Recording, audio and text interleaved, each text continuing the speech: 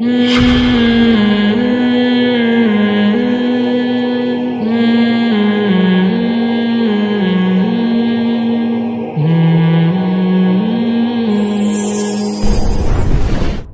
کے دور میں جادو کا زور تھا، یہ سانپ بنا دیا، یہ یوں کر دیا، ایسے ایسے کرتب، ٹھیک ہے نا.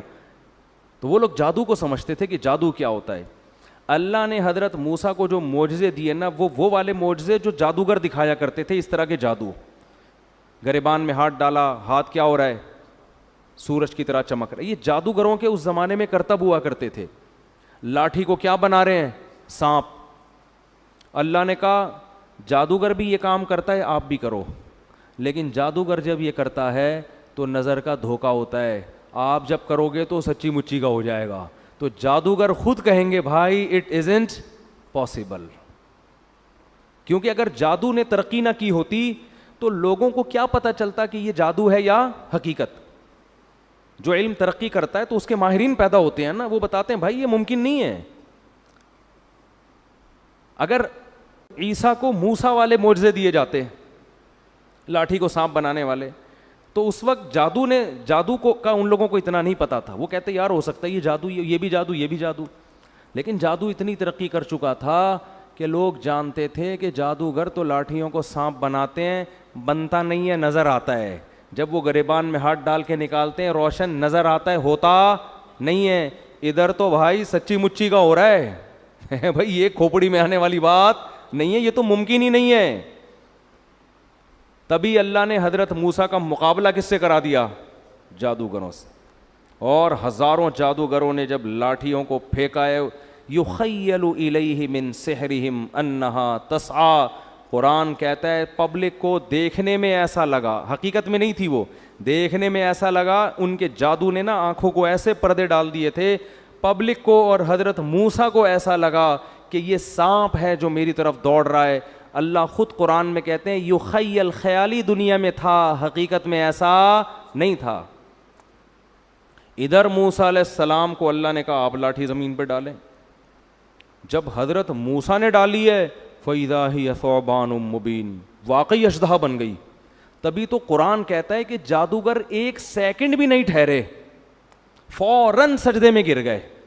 یہ نہیں کہ انہوں نے مشورہ کیا ہو کہ بھائی یہ دیکھو ذرا یہ بھی جادو ہے، ہمارا بھی جادو. تو ایکچولی ذرا ہم غور کرتے ہیں، ایک کانفرنس بلاتے ہیں، ہمارا آپس میں اس میں مذاکرہ ہوگا کہ اس کا لیبارٹری ٹیسٹ کروائیں کہ یہ سانپ واقعی سچی مچی کا ہے یا جھوٹی موٹی کا ہے کیا یہ.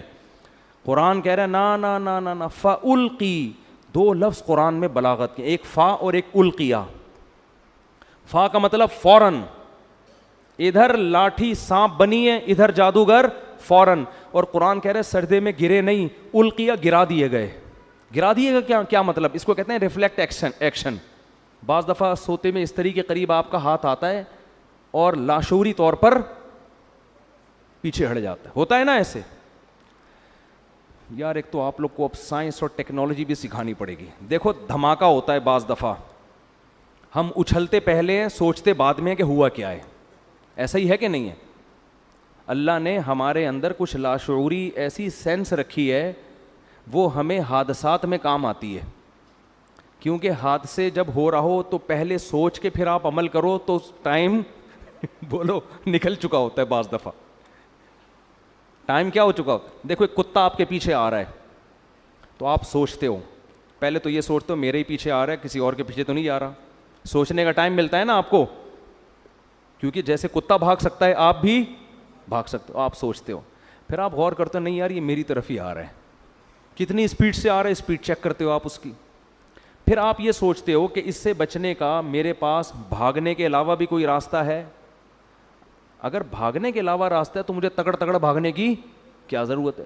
تو آپ کا دماغ کام کرتا ہے، آپ پتھر اٹھا لیتے ہو کہ یار پتھر سے ماروں گا بھاگ جائے گا تو مجھے بھاگنے کی ٹینشن لینے کی ضرورت نہیں ہے. آپ پتھر اٹھاتے ہو، کتے کو اس طرح کرتے ہو.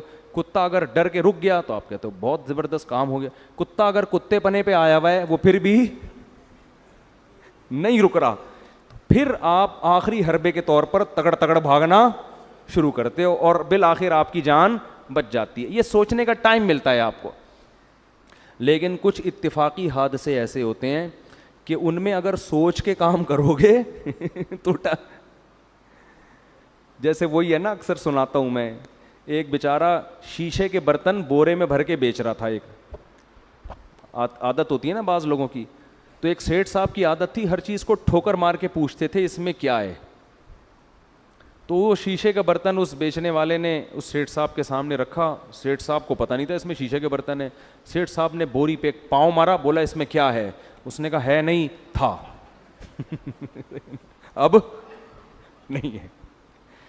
تو یہ کچھ ایسی چیزیں ہوتی ہیں جن میں سوچنے کا ٹائم, بھائی اس میں ٹھوکر مار کے پوچھو گے تو اب نہیں ہے, پوچھ کے ٹھوکر مارتے آپ.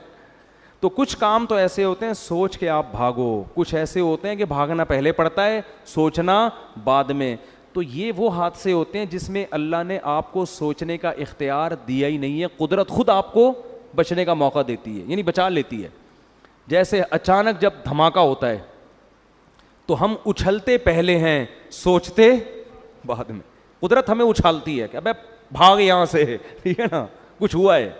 یا کتا بہت قریب آ کے ایک دم بھونکنا شروع کر دے تو پھر آپ بھاگتے پہلے ہو, سوچتے بعد میں. اور خود ارادے سے نہیں بھاگتے, لاشعوری طاقت آپ کو کیا کرتی ہے, بھگا دیتی ہے. کوئی جھاڑی میں چھپا بیٹھا ہو, آپ قریب سے گزرو, وہ ایک دم بھو کر کے جب آواز دیتا ہے تو آپ بھاگتے پہلے ہو, سوچتے بعد میں. یہ گاڈ گفٹڈ کچھ چیزیں اللہ نے انسان میں رکھی ہیں. یہ اس لیے رکھی ہیں کہ حادثوں, ایمرجنسی جب نافذ ہونا تو آپ کو سوچنا نہ پڑے. سمجھ رہے ہیں, پہلے کام ہو جائے پھر بعد میں سوچتے رہو. ابھی تو قدرت چاہ رہی ہے اس جگہ سے آپ ہٹ جاؤ ورنہ مر جاؤ گے آپ. بالکل یہی کام جادوگروں سے ہوا ہے. قرآن کہتا ہے کہ جب انہوں نے رسیوں کو, جب موسیٰ نے لاٹھی کو پھینکا اور وہ سانپ بنی ہے تو جادوگر سوچ کے سجدے میں نہیں گرے, گرے پہلے ہیں, سوچا بعد میں. کیوں گرے پہلے؟ ان کے لاشعور میں یہ بات بیٹھ گئی, بھائی یہ تو پیغمبر ہے, یہ تو پاسبل ہی نہیں ہے کہ لاٹھی سانپ بن جاؤ. بھائی پہلے سجدہ کرو, بعد میں سوچتے رہیں گے کہ یہ سجدہ صحیح کیا یا غلط کیا. نہیں آ رہی بات, یہ قرآن کی بلاغت ہے. جب موسیٰ نے لاٹھی کو پھینکا ہے, قرآن کہہ رہا ہے فَأُلْقِي, جادوگروں کو لاشعوری طاقت نے سجدے میں گرا دیا. یہ لاشعوری طاقت کون تھی؟ یہ وہی جو ہمیں دھماکوں کے وقت ہوشیار کر دیتی ہے, ہم ہل جاتے ہیں اچانک. تو جادوگروں نے جب یہ منظر دیکھا نا کہ بھئی یہ لاٹھی تو حقیقت میں سانپ بن گئی, یہ تو عملاً ممکن ہے ہی نہیں, یہ تو اللہ کا پیغمبر ہے, یہ اللہ ہی کر سکتا ہے, یہ جادو نہیں ہے. اتنا انسپائر ہوئے کہ قرآن کہہ رہا ہے کہ بغیر سوچے سمجھے سجدے میں گر گئے اور بغیر سوچے سمجھے کہنے لگے آمنا برب العالمین رب موسیٰ و ہارون, ہم رب العالمین جو موسیٰ اور ہارون کا رب ہے اس پر ایمان لے آئے. اب اس کے بعد سوچ رہے ہیں کہ ہمارا فیصلہ صحیح تھا یا غلط, یعنی اس کے انجام کیا ہے. تو سوچنے کے بعد ان کو یقین ہو گیا کہ ہم نے فیصلہ کیا کیا ہے, صحیح. اب فرعون دھمکیاں دے رہا ہے کہ تمہاری نورا کشتی تھی اور میں تمہارے ہاتھ پاؤں کاٹ کے لٹکا دوں گا. انہوں نے کہا لن نؤثرک علی ما جاءنا من البینات, اے فرعون موسیٰ کے برحق ہونے کے جو ہم نے دلائل دیکھ لی ہیں نا, اب ہم تیری بات پر یقین نہیں کریں گے. فقضی ما انت قاض, تو ہاتھ پاؤں کاٹنے کی بات کرتا ہے, جو تیرے بس میں ہے وہ کر لے. چند سیکنڈ کا ایمان ہے مگر کتنا پاورفل. اور فرعون کو کب سے دعوت دی جا رہی ہے, کم وقت کی سمجھ میں بات نہیں آ رہی. ان کو یقین ہو گیا کیونکہ ابھی تک نشانی نہیں دیکھی تھی نا, چند سیکنڈ کا ایمان ہے اتنا تگڑا. اور پھر فرعون کو کیا کہہ رہے ہیں, انما تقضی هذه الحیات الدنیا, تو جتنی سزا دے گا اسی دنیا میں دے گا نا, تو اس دنیا میں زیادہ زیادہ کیا کر لے گا, آگ میں ڈال دے گا, قتلے بنا دے گا, جیل میں ڈال دے گا, عمر قید کی سزا دے دے گا, تو 25-30 سال کے بعد مرمرا کے کیا ہو جائیں گے, ختم.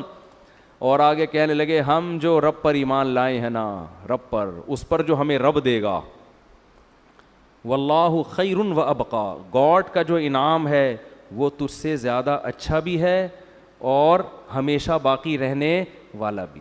کوانٹٹی کے اعتبار سے بھی اچھا, کوالٹی کے اعتبار سے بھی اچھا ہے. تو بارگیننگ ہو رہی ہے, ٹھیک ہے نا. تو اگر رب سے زیادہ دے سکتا ہے تو بات کر, ظاہر ہے وہ تو دے نہیں سکتا. فرعون نے ہاتھ پاؤں کاٹ کے لٹکا دیا. تو اللہ نے یہ بھی دکھا دیا کہ نورا کشتی نہیں ہے, کیونکہ نورا کشتی میں دونوں کے مفاد ہوتے ہیں, ایک قتل ہونے کے لیے تیار نہیں ہوتا. اتنی واضح نشانیاں فرعون کو اللہ نے دکھا دیں کہ دیکھ جادوگروں نے گواہی بھی دے دی ہے اور اپنی قربانی سے یہ بھی ثابت کر دیا کہ یہ نورا کشتی نہیں.